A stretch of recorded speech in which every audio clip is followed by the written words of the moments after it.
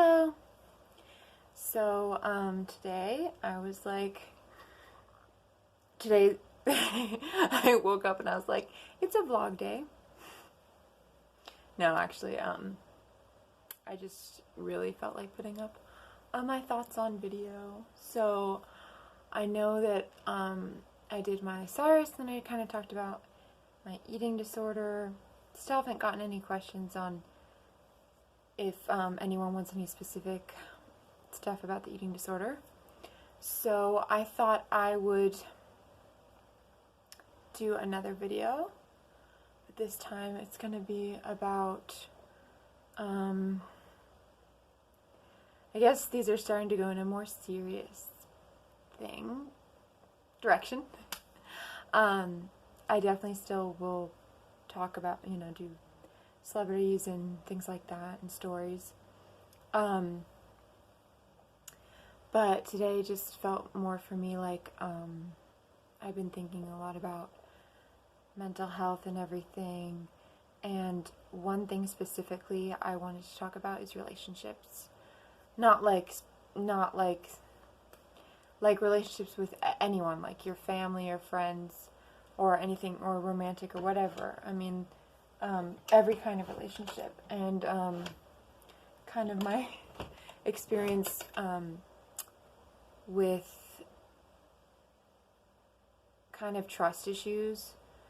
I can't really say where it comes from, but I definitely do have this I guess cynical part of me, or this just definitely like a mistrusting.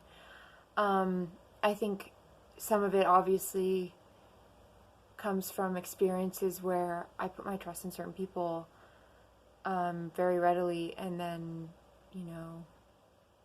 turned around sort of, and they were stabbing me in the back. I moved around a lot as a kid, so it was very hard for me to even make, stabilized, like, lasting relationships. But in my high school years, I did make 3 really close friends that we were all friends together, and I really had thought that that was the time that, like, it had worked somehow. Like, we got each other, we understood that we were all unique and different and kind of weird and fun. And then I moved before my senior year, and they all stayed. And they got closer, and I didn't. But then a couple years after moving, we had, like, a really strong group, I thought, still, because we just kept in touch on, like, Facebook and stuff. And social media, man, like, it looked like they were all having so much fun. But I left in 2013, then 2016, in the summer, I saved up, like, so much money that I had earned. Like, a lot of money to buy my own ticket to go back to see them. And basically, they just, I guess, like, they changed or something, or I changed, and they couldn't handle it, and I was very, myself, very passionate, and felt very deeply, and they really didn't handle it very well, and basically the hardest part was I stayed at each of their houses in different times, and there was a lot of, like, them talking about me behind my back, and, like, going into other rooms, or, like, over text or whatever, or over Facebook, like, saying, oh, she's crazy or something, because I was, like, very emotional, and I had just gone through a heartbreak. And instead of talking to me face to face, like a good friend would, they just talked to each other. And then when I even asked them and addressed them about, like, is something wrong, like, they wouldn't even give me a straight answer. And I was just kind of, getting more wild. And then by the last place that I stayed at, my friend just locked herself in her room, didn't talk to me. And I thought everything was fine because we, like, had a great first day. And then her mom, like, literally kicked me out.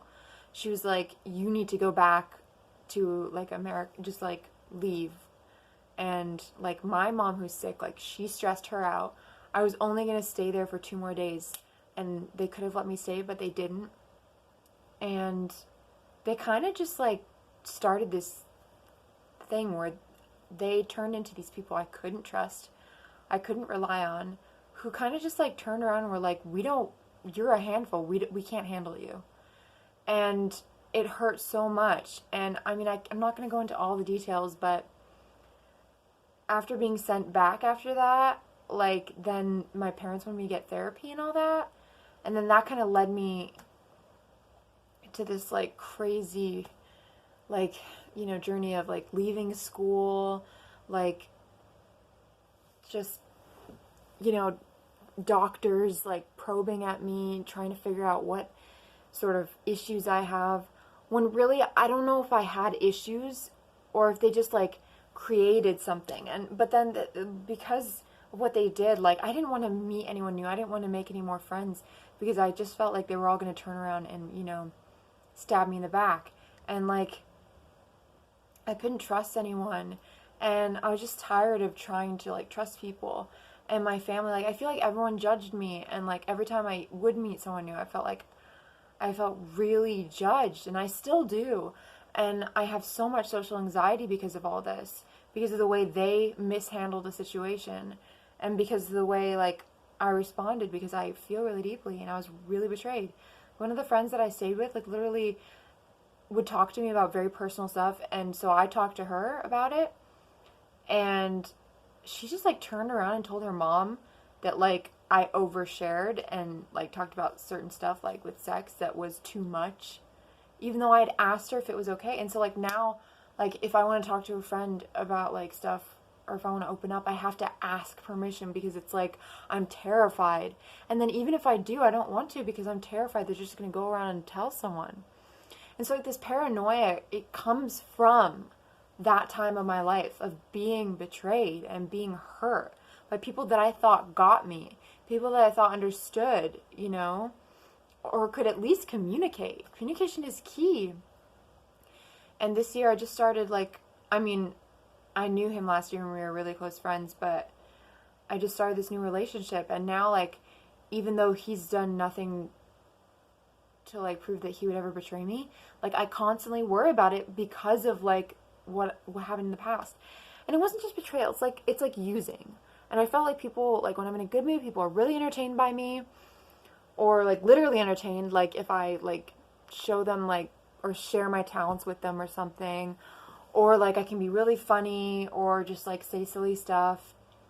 And I was at this young adult group with my church, like, this Bible study, and I've been going there, and, like, the last time I went, like, I was really hesitant just to go back at all, but I went back, and I just felt like, if I'm in a good mood, or if I'm bubbly, then, like, everyone's, like, great. But, like, once my mood shifts, and it does shift, it's like nobody wants to even talk about it. Nobody wants to even, ask me about it. That's why it's weird for me to have this new relationship where my boyfriend actually does care and actually does, like, know when I'm not okay and wants to ask about it. But I still get scared that, like, he's gonna not be able to handle it and do that thing that my friend's parents did and just be like, get out, like, leave, or just, like, I'm done. And then it's like, I get so paranoid that I get, like, really anxious, and then it's like I can't even, like, leave my room or leave the house, and I just have so many issues with, like, trusting people or, like, wanting to even be around people, and, like, I don't even want to, like, talking to my camera is, like, safer. Like, talking to strangers on the internet, like, I'd rather do that than, like, go outside and talk to people, because I just feel like people are whispering or they're judging.